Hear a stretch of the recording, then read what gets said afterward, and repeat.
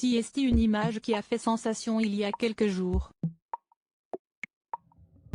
À l'Assemblée nationale, la chef de file des députés Renaissance Aurore Bergé a été vivement contestée alors qu'elle défendait sa proposition de loi sur l'inéligibilité des auteurs de violences conjugales au sein de l'hémicycle, la poussant à révéler qu'elle a, elle aussi, été victime de violences conjugales dans le passé.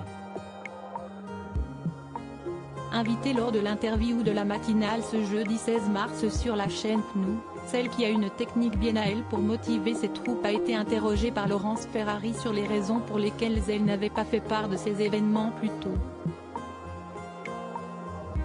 Si est-ce une question très intime que vous me posez, en fait, a d'abord répondu l'élu. Je n'ai pas vraiment vocation en vérité à vous répondre parce que chacun fait le parcours qu'il peut faire, le trajet avec ça qu'il peut faire, qu'il a envie ou la possibilité de faire. Si est-il pour ça qu'il faut jamais juger une femme, a-t-elle ensuite expliqué. Critiquant le fait sociétal de remettre souvent la responsabilité d'un crime ou d'un délit de façon indirecte sur la victime, elle a prolongé sa pensée en déclarant que si est aux élus qu'incombe la responsabilité de faire en sorte que les femmes se sentent accompagnées et soutenues. Mais elles ne se sentent pas franchement accompagnées et soutenues quand elles se disent que quand l'une d'entre elles parle, au lieu qu'il y ait au moins une forme de silence un peu respectueux, elles se font elles-mêmes insulter et invectiver, a-t-elle critiqué pour revenir sur sa séquence dans l'hémicycle. Je crois que ce n'est pas une image que notre Assemblée devrait renvoyer, au-delà de toutes les appartenances politiques, a-t-elle finalement conclu.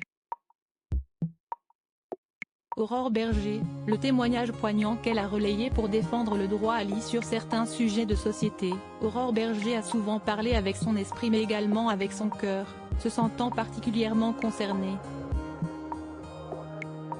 Avant celui des violences conjugales, elle s'était également montrée poignante lorsque des discussions ont eu lieu sur l'inscription du droit à l'avortement dans la Constitution au sein du Palais Bourbon. La jeune maman de 36 ans avait alors fait part de l'expérience de sa mère qui avait dû subir une IVG clandestine à l'époque où l'acte était illégal. Ayant vécu des complications lors de cette opération, la mère d'Aurore Bergé y a risqué sa vie.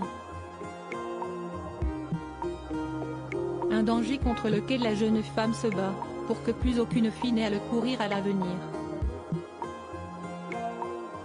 Crédit photo, capture écran PNU.